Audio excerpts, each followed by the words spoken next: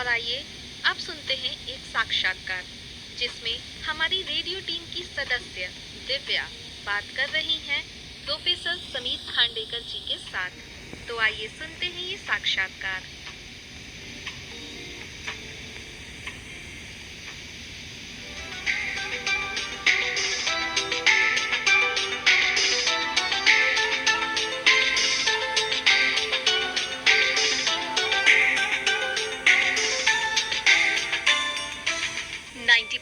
Megahertz सुनने वाले मेरे सभी श्रोताओं को उनकी दोस्त दिव्या का नमस्कार। आज मैं आप सभी के लिए लेकर आई हूँ एक खास कार्यक्रम जो हमारे आईआईटी कानपुर के एक प्रयास अप्रोच सेल से जुड़ा हुआ है। Approach cell appreciation and promotion of art culture and heritage, जो आप सभी के लिए शुरू किया गया है। और इसी के साथ हम आपको सुनवाएंगे कई ऐसे कलाकारों की अनोखी बातचीत जो आईआईटी कानपुर में आयोजित गाथा महोत्सव में आए थे। तो दोस्तों, मैं ये उम्मीद करती हूँ कि अप्रोच सेल और गाथा महोत्सव की साहित्य, कला, संस्कृति और विरासत से जुड़े इस प्रयास को आप ज़रूर सराहेंगे। तो आइए इसी के साथ सुनते हैं कुछ ऐसे लोगों का साक्षात्कार जो इस प्रयास से जुड़े हुए हैं।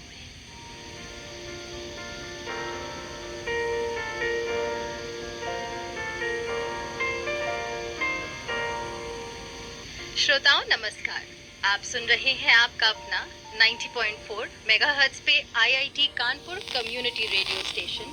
और जैसे कि आप सब जानते हैं कि हम आपके लिए लाते हैं बहुत ही इंटरेस्टिंग बातें, बहुत ही इंटरेस्टिंग लोग और बहुत ही इंटरेस्टिंग चीज़ों के बारे में ढेर सारी जानकारी। तो आज हमारे स्टूडियो में हमारे साथ हैं प्रोफेसर समीर खांडेकर जी, जो आईआईटी कानपुर के मैकेनिकल डिपार्टमेंट में कार्यरत हैं।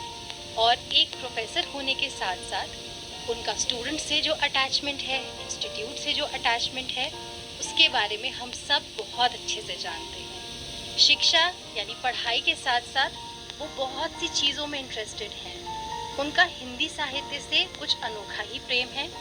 क्या आप जानते हैं कि उन्होंने कई सारी कविताएं और लेख लिखे हैं। वो शिक्षा सोपान जैसी इंटरेस्टिंग एक्टिविटी से भी जुड़े हुए हैं। और इसीलिए आज हम आपके लिए लेके आए हैं उनके साथ एक खास बातचीत, जिसमें वो बताएंगे आपको अप्रोच सेल के बारे में, जो हमारे आईआईटी कानपुर में एक नया प्रयास है। तो चलिए दोस्तों, इसी के साथ हम स्वागत करते हैं प्रोफेसर खांडेकर जी का। नमस्कार सर। नमस्कार सर, आप हमारे रेडियो स्टेशन आए उसके लिए बहुत बहुत धन्यवाद। धन्यवाद आपको भी बुलाने के लिए हमें। तो सर, सबसे पहले मैं चाहूँगी कि आप अपने बारे में थोड़ा सा हमारे लिसनर्स को ज़रूर बताएं। मेरे बारे में, मैं आईआईटी कानपुर का ही पूर्व छात्र हूँ। मैं वैसे रहने वाला जबलपुर मध्य प्रदेश का हूँ और मैंने वहाँ जबलपुर से ही जो शासकीय इंजीनियरिंग कॉलेज है वहाँ से मैंने अपनी बीटेक की डिग्री प्राप्त की मैकेनिकल इंजीनियरिंग में। उसके बाद मैं 5 वर्ष तक मैं लार्सन एंड टूब्रो कंपनी है उसमें मैं पानी के जहाज़ पे मैं काम करता था। तो पानी के जहाज़ चलाने का काम करता था 5 साल तक। वाह, वंडरफुल। और उसके बाद फिर पढ़ाई की इच्छा थी शुरू से, और इसीलिए फिर वो नौकरी छोड़कर मैं 1998 में एमटेक करने के लिए आईआईटी कानपुर आया। और फिर यहाँ पे 2 वर्ष एमटेक करने के बाद फिर मैं जर्मनी गया, चूँकि मुझे जर्मन भाषा का ज्ञान था। तो जर्मनी में फिर मैंने पीएचडी की डिग्री प्राप्त की मैकेनिकल इंजीनियरिंग में। और उसके बाद 2004 से मैं यहाँ पे मैकेनिकल डिपार्टमेंट में कार्यरत हूँ। और अभी विभागाध्यक्ष की जो जिम्मेदारी दी गई थी उससे अभी निवृत्त हुआ हूँ। तो बस यही छोटा सा मेरा इंट्रोडक्शन है। नहीं सर, इंट्रोडक्शन तो बहुत ही इम्पोर्टेंट है और बहुत ज़रूरी है, क्योंकि हम चाहते हैं कि हमारे लिसनर्स आईआईटी कानपुर के कैंपस से जुड़े लोगों के बारे में बहुत कुछ जाने और ये जाने कि यहाँ पे कितनी सारी एक्टिविटीज़ होती हैं। तो सर, हाल फिलहाल में हमें ये पता लगा है कि आईआईटी कानपुर में एक अप्रोच सेल सबके लिए खोला गया है, जी। जिसमें appreciation and promotion of art culture and heritage, यानी कला, संस्कृति और विरासत से जुड़ी जितनी बातें हम सीख सकते हैं, समझ सकते हैं, उसके बारे में ये प्रयास काफ़ी जाना गया। जी। तो सर, अप्रोच सेल के बनने के पीछे की सोच क्या है, ये कब बना, कैसे बना, और इस प्रयास के बारे में हमारे लिसनर्स को थोड़ा कुछ बताएं सर। जी, देखिए, इसके अप्रोच सेल के बारे में बताने के पहले थोड़ा सा मैं पृष्ठभूमि बनाऊंगा। अगर हम अपने समाज को अभी देखें तो हम ये देखते हैं कि जो आईआईटी में बच्चे छात्र जो आते हैं तो वो कई वर्षों के अथक प्रयासों से आते हैं, लेकिन उन प्रयासों के में एक 8वीं कक्षा 8वीं 7वीं से उनका बहुत सारे बच्चे जो हैं वो ट्यूशन पढ़ने जाते हैं जी, कोचिंग क्लासेस जाते हैं, और वहाँ का वातावरण वहाँ पे जो होता है उसके बारे में मैं अभी चर्चा नहीं करूँगा, लेकिन ये पक्का है कि इतनी कम आयु से जब वो अपने स्कूल में 5-6 घंटे 8 घंटे स्कूल में बिताते हैं, 8 घंटे उनको सोना भी ज़रूरी है, तो 16 घंटे हो गए, फिर 3 या 4 घंटे 5 घंटे वो ट्यूशन जाते हैं या किसी कोचिंग में जाते हैं। सभी बच्चों का ये प्रॉब्लम है या ये इसी प्रकार की उनकी दिनचर्या है। तो ऐसे वातावरण में होता ये है कि जो उनमें जो इनेट स्किल्स हैं, कई बच्चों को गाना गाने के स्किल्स हैं, कई बच्चों को फिल्में बनाने का स्किल हो सकता है, कई बच्चों को खाना पकाने का स्किल हो सकता है, कई बच्चों को पर्यटन का उनको एक मन में उनके वो हो सकता है, कई बच्चे लिखने में बड़े अच्छे माहिर होते हैं या उनमें वो गुण हो सकते हैं। तो ये जो मैंने आपको बताया इस प्रकार की दिनचर्या, उस दिनचर्या में इन बच्चों के अंदर जो मूलभूत प्रतिभाएं हैं उनको पनपने का समय नहीं मिल पाता है। ये तो हम आज के समाज में हम देख रहे हैं। तो ये जिस प्रकार से हम देखते हैं पुराने जमाने में जो घोड़े का जो ये होता था टांगा, तो वो घोड़े को एक चश्मा लगा दिया जाता था सामने देखने के लिए, इधर उधर ना देखे वो, इसीलिए ब्लाइंडर्स कहते हैं उनको। तो उस प्रकार का एक चश्मा लग जाता है जिसमें कि एक तरफा जो है उनका एक ही दिशा में उनका जो है पूरा समाज जो है, उनका परिवार, उनका सब उनको उसी दिशा में ले जाने की तरफ जो है लगा रहता है, और उस वजह से ये जो छिपी हुई प्रतिभाओं को बाहर आने का एक जो समय देना चाहिए वो नहीं मिल पा रहा है। और एक चीज जो एक इम्पोर्टेंट चीज जो हम ख्याल रखना चाहिए वो ये कि कला हो गई और शैक्षणिक उपलब्धियां हो गई, इन दोनों में एक बहुत स्ट्रॉन्ग कनेक्शन है। आप देखेंगे कि जिन जिन राष्ट्रों में या जिन जिन कंट्रीज में कला और इसके साथ साथ बच्चे जब आगे जाते हैं तो उनका एक होलिस्टिक डेवलपमेंट जिसको हम कहते हैं, कंप्लीट डेवलपमेंट, हाँ, वो होता है। हमारा काम ये है कि हम व्यक्ति निर्मिति करें, तो व्यक्ति निर्मिति के ध्येय में केवल शैक्षणिक उपलब्धि जो है वो जरूरी नहीं है, वो उसके अलावा भी समाज को स्थापित करके अच्छे से चलाने के लिए बहुत सारी कलाओं की, विधाओं की, सोच की जरूरत होती है। तो मुख्य जो हमारा जो जिसको कहते हैं ड्राइविंग फोर्स, वो ये है कि हम हमारे बच्चों को आईआईटी में जो आते हैं उनमें अंदर जो छिपी हुई प्रतिभाएं हैं उनको संवारने का, निखारने का, बाहर लाने का, उनके डिग्री प्रोग्राम के साथ साथ हम कुछ एक प्लेटफॉर्म उनको दे सकें। तो आईआईटी कानपुर इस प्रकार के प्लेटफॉर्म जब से आईआईटी बना है तब से आईआईटी ने दिए हैं। स्टूडेंट जिमखाना में विभिन्न प्रकार के क्लब्स हैं, संगीत के क्लब्स हैं, कल्चर के क्लब्स हैं, तो ये स्टूडेंट की तरफ से एक एक्टिविटी होती है। और हम लोग स्पीक मैके की तरफ से, उन्नत भारत ओर से या अलग से भी डिपार्टमेंट्स भी कई बार इस प्रकार के कार्यक्रम करते हैं, लेकिन एक चैनलाइज तरीके से, एक प्रॉपर तरीके से ये काम बढ़े आगे, बहुत ज्यादा फॉर्मल ना हो, वो थोड़ा इनफॉर्मल तरीके से बढ़े आगे।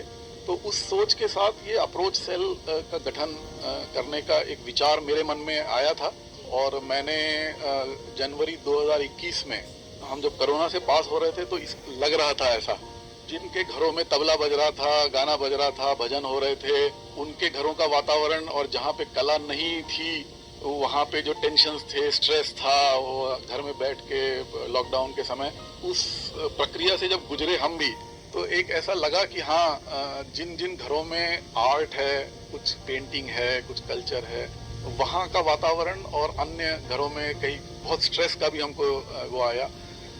तो इसको ओवरकम करने के लिए फिर जनवरी 21 में मैंने एक प्रपोजल जो है वो संस्थान को दिया था, मैंने लिख के, कि हमको एक इस तरीके का एक सेमी फॉर्मल प्लेटफॉर्म या इनफॉर्मल प्लेटफॉर्म एक तैयार करना चाहिए कि जिसमें हम इस प्रकार की गतिविधियां कर सकें। तो इसमें appreciation and promotion of art, culture and heritage, तो इसका जो शॉर्ट फॉर्म है वो अप्रोच, और इसी भावना के साथ इसको हमने शुरू किया। सर, ये बात आपने बिल्कुल सही बोली है कि ओवरऑल डेवलपमेंट आज की जनरेशन में हम कह सकते हैं, शायद उनको लगता हो, but as elders and as अगर हम कहें कि जैसे आप शिक्षा के क्षेत्र से जुड़े हुए हैं, तो आई थिंक सो आपने तो वो चीज़ बहुत अच्छे से और बहुत ही वाइड रेंज में देखी होगी। जी। तो सर, ये बात आपने जो कही कि हर घर में कहीं ना कहीं किसी ना किसी रूप में आर्ट, कल्चरल या अपनी विरासत को लेके कहीं ना कहीं कुछ ना कुछ छुपे गुण हैं। तो सर, अप्रोच सेल में आर्ट, कल्चर और हेरिटेज को सबके लिए यानी एक यूनिफॉर्म तरह से कैसे लाया गया है कि अगर कोई आए तो वो क्या सोच लेके आए यहाँ? जी, तो मैं इसका थोड़ा सा इसके बारे में बताना चाहूँगा कि हम क्या करना चाहते हैं। जैसे फॉर एग्जांपल म्यूजिक की बैठकें करना, तो आज से 15 साल 20 साल पहले कैंपस में छोटी छोटी बैठकें हुआ करती थी। उस समय कुछ प्रोफेसर्स थे, उनके स्पाउसेस थे, उनके घर के लोग शास्त्रीय गायन भी करते थे। तो ऐसा नहीं है कि आज वो नहीं है, लेकिन एक दौर बदल गया है, थोड़ा वातावरण बदल गया है। कोरोना के बाद भी कई चीजें जो हैं वो रुक गई हैं हेल्दी समाज को आगे ले जाने के लिए जो होनी चाहिए। तो इस प्रकार की बैठकें करना। दूसरा जो है रुझान, किसी भी आर्ट की तरफ एक टाइम लगता है रुझान आने में। तो उसमें ये होता है कि आपको एप्रिसिएशन, तो हम जब शास्त्रीय संगीत सुनने जाते हैं या किसी आर्ट की प्रदर्शनी में पेंटिंग्स देखने जाते हैं, अब पेंटिंग्स में भी बहुत विधाएं हैं, वाटर कलर, ऑयल पेंटिंग, तमाम किस्म की जो है मीडिया, मल्टीमीडिया। तो उसमें क्या एप्रिसिएशन होना चाहिए, उसमें गुणवत्ता जब हम देखते हैं तो क्या चीज उसमें हम देखते हैं, किस चीज से प्रभावित होते हैं, हमारे माइंड क्यों अच्छा लगता है, तो इसके बारे में भी ज्ञान होना जरूरी है। तो आर्ट एप्रिसिएशन करना, पॉटरी जैसे है तो उसमें क्या चीजें देखी जाती है, गुणवत्ता कैसे नापी जाती है, कितने प्रकार की पॉटरी होती है, कैसे उसको जो है फिनिशिंग किया जाता है। या फॉर एग्जाम्पल इतने बड़े बड़े कलाकार जो हैं वो वायलिन बजाते हैं, सितार बजाते हैं, संतूर बजाते हैं, उनके पीछे जो मैकेनिक उसको बनाता है या जो रिपेयर करता है, तो उसका एक बहुत बड़ा हाथ होता है उसमें। तो वो कैसे करते हैं उसको रिपेयर, ये छोटी छोटी बातें आर्ट एप्रिसिएशन करना। उसके बाद कानपुर शहर में कई बच्चे हम देखते हैं आज के युग में, क्योंकि अब देखिए पहले ये होता था कि बच्चे जो हैं साइकिल से बिठूर चले जाते थे। जी बिल्कुल।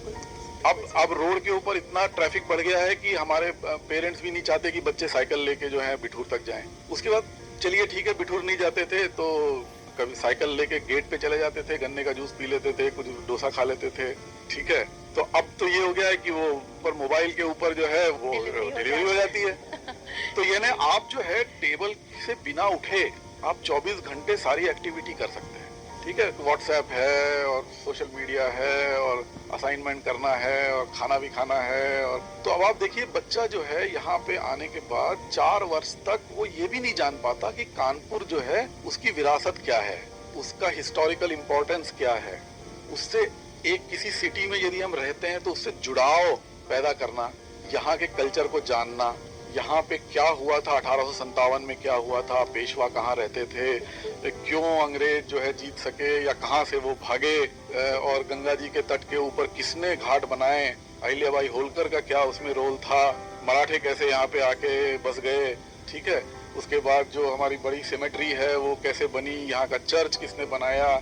तो ऐसी तमाम इंडस्ट्री कहाँ से आई, कैसे आई, क्यों इसको मैनचेस्टर ऑफ द ईस्ट कहा करते थे। देखिए क्या है कि किसी भी समाज को आगे बढ़ाने के लिए जब तक वहाँ पे जुड़ाव पैदा नहीं होगा, जिसको हम सेंस ऑफ बिलोंगिंग कहते हैं कि ये मेरा शहर है, ये मेरा हॉस्टल है, ये मेरा इंस्टीट्यूट है, जब तक इस प्रकार का जुड़ाव नहीं होगा तब तक इमोशनली अगर आप अटैच नहीं है किसी लैंड से, तब तक जो है आप उसके लिए सोचना, उसके लिए करना और उसके लिए भ्रष्ट लोगों के साथ लड़ाई करना।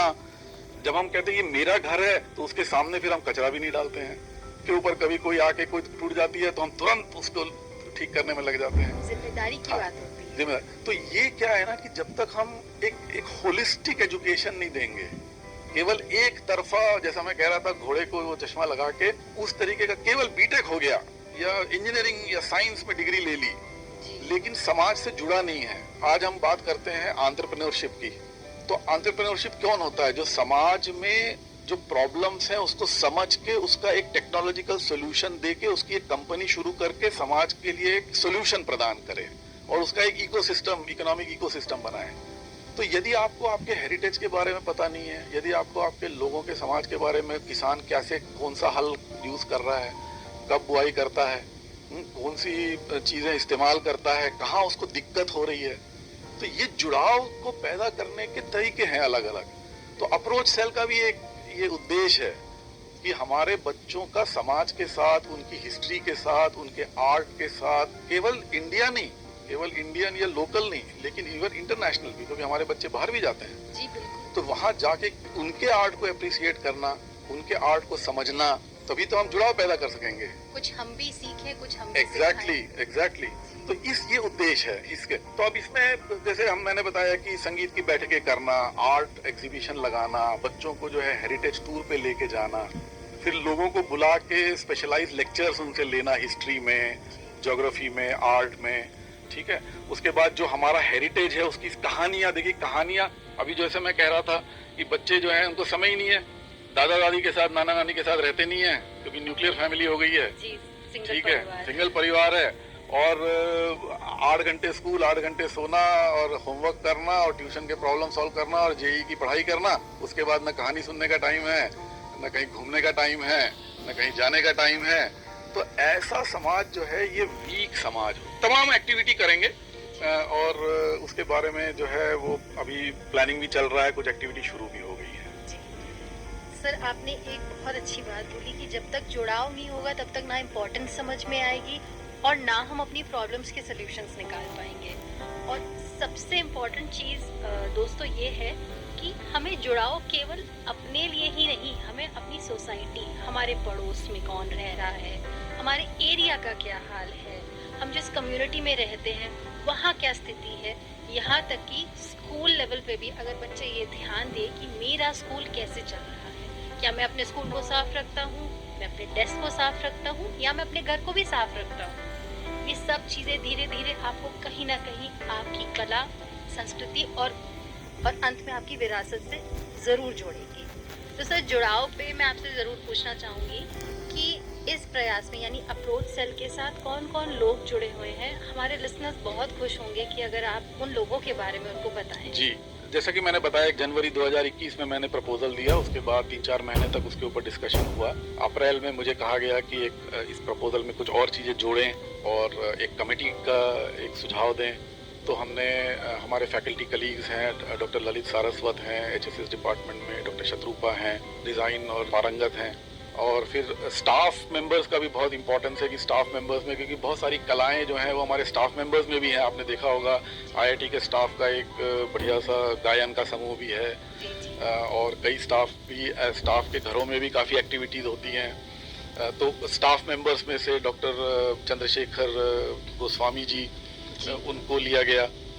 फिर उसके बाद खरवार जी हैं, मनीष खरवार जी हमारे, तो उनको लिया गया। और फिर स्टूडेंट रिप्रेजेंटेशन भी होना चाहिए, तो स्टूडेंट जिमखाना से भी स्टूडेंट लिए गए।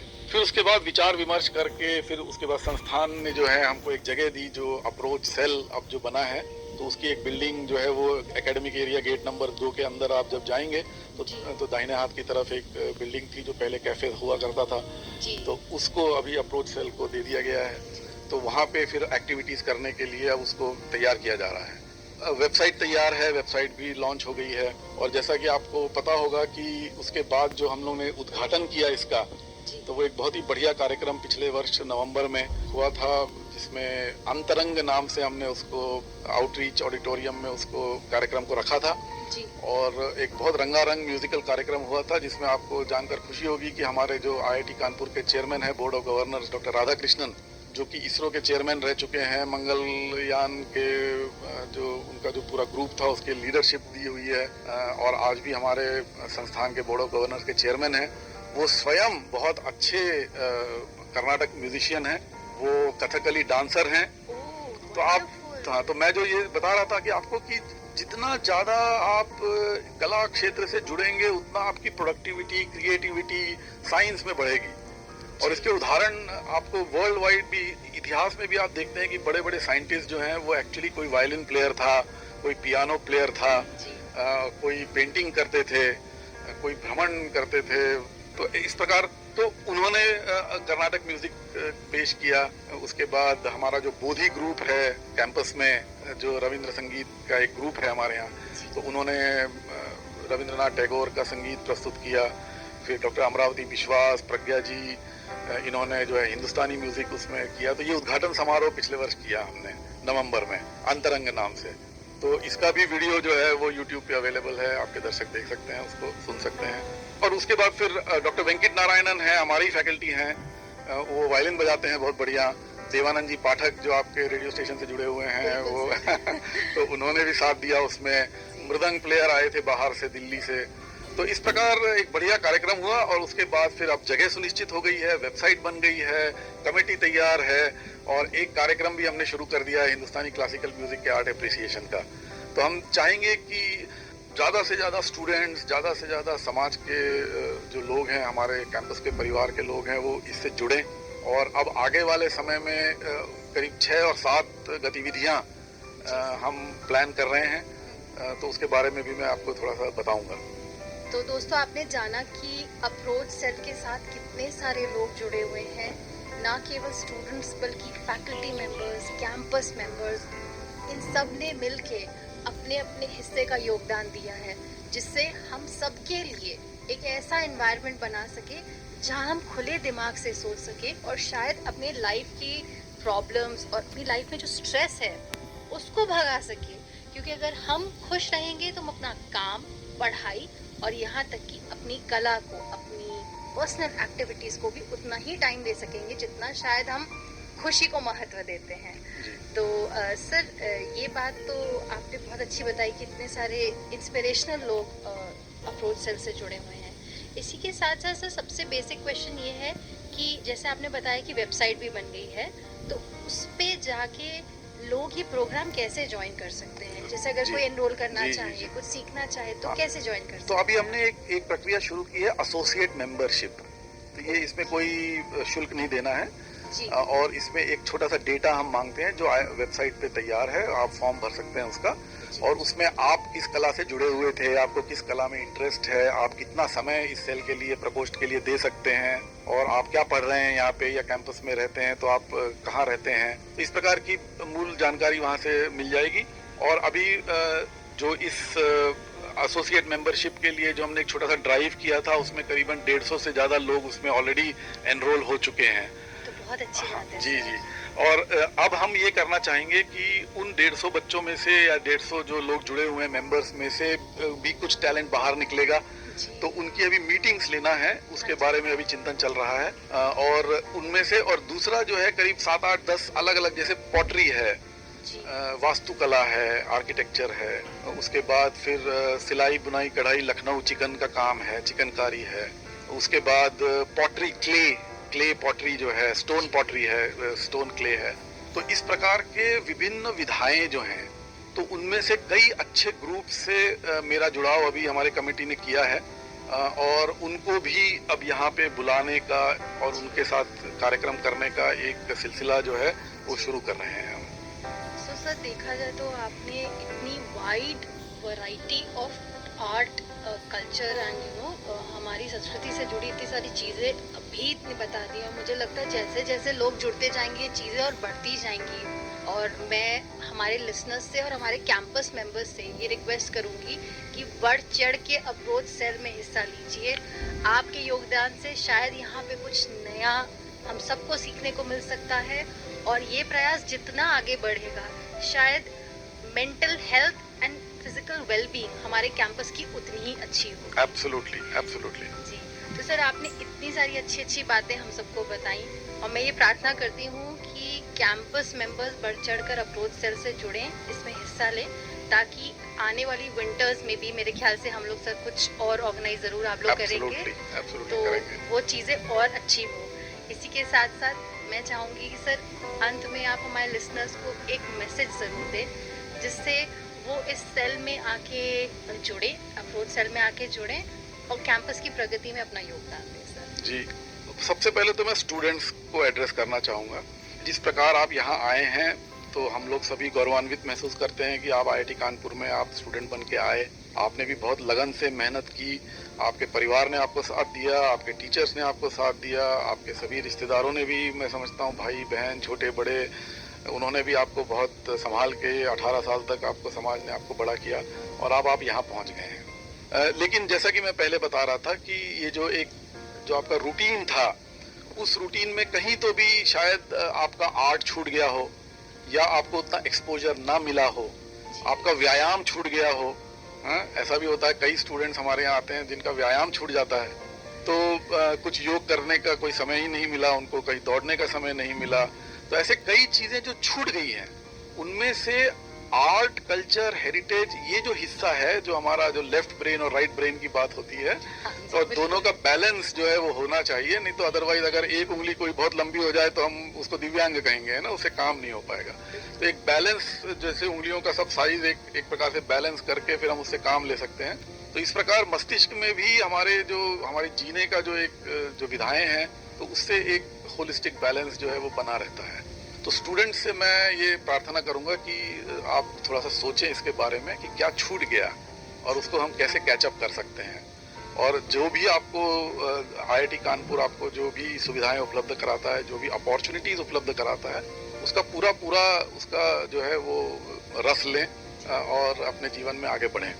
फाइनली मैं ये कहूँगा सभी दर्शकों से कि समाज जो होता है उस एक बैलेंस बना रहे, जिसमें कि व्यक्ति निर्मिति करना ये एक बहुत मुख्य उद्देश्य है। और व्यक्ति निर्मिति में सभी विधाओं का योगदान रहता है। और ये जरूरी नहीं है कि आप पेंटर अच्छे हैं तो दूसरा कुछ नहीं, तो जो भी आपको अच्छा लगता है, जिससे आपका स्ट्रेस लेवल कम हो, जिससे आप एक होलिस्टिक विचार कर सकें, जिससे आप उन्नति के साथ साथ एक मेंटल बैलेंस और पीस भी मेंटेन रख सकें अपने समाज में, अपने परिवार में, अपने आजू बाजू के इर्द गिर्द लोग ना। मुख्य चाहिए कि यदि आपसे मैं फॉर एग्जांपल मैं अभी आपसे मांगू कि आप मुझे $5 दे दीजिए, तो आप क्या कहेंगी कि मेरे पास तो है नहीं डॉलर, मैं कैसे दे दूं आपको? हाँ जी, है कि नहीं? यही कहेंगे आप। बिल्कुल। तो इसका मतलब क्या हुआ, जो हमारे पास नहीं होता वो हम नहीं दे पाते हैं। तो अगर किसी को कुछ देना है, समाज को कुछ देना है आगे जाके, तो जो आपके पास होगा वही दे पाएंगे, है ना। तो ये मुख्य चीज है और इसीलिए अपना पोटेंशियल बढ़ाना है और उस पोटेंशियल को बढ़ाने के लिए जहां से जो मिलता है उसको लेते हुए खुश रहना है फाइनली।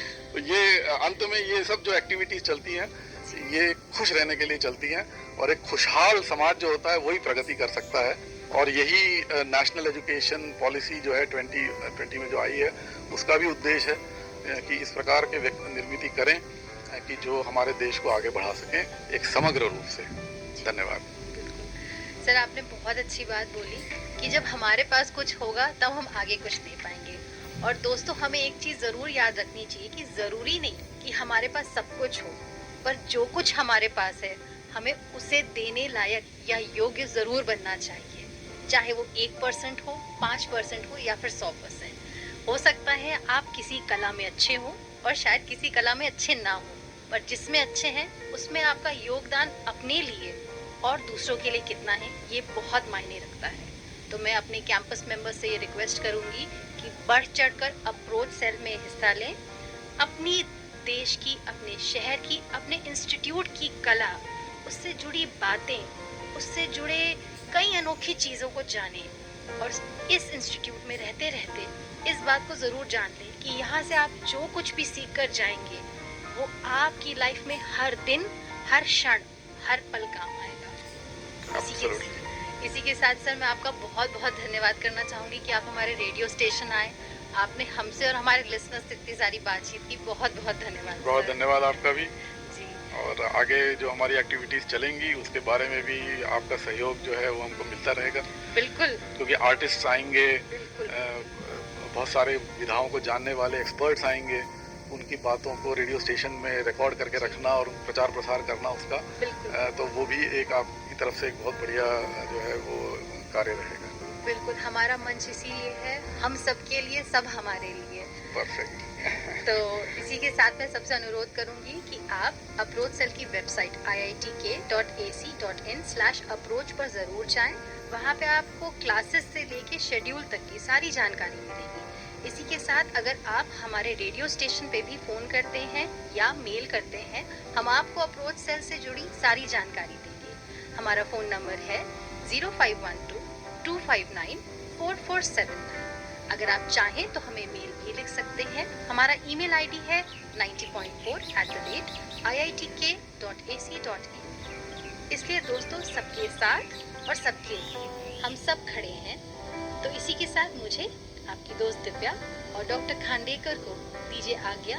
मिलेंगे आपसे जल्द ही अप्रोच सेल के बारे में ढेर सारी जानकारी और ढेर सारी एक्टिविटीज की बातों के साथ। तब तक के लिए मुझे आज्ञा दें। नमस्कार, जय हिंद, जय भारत।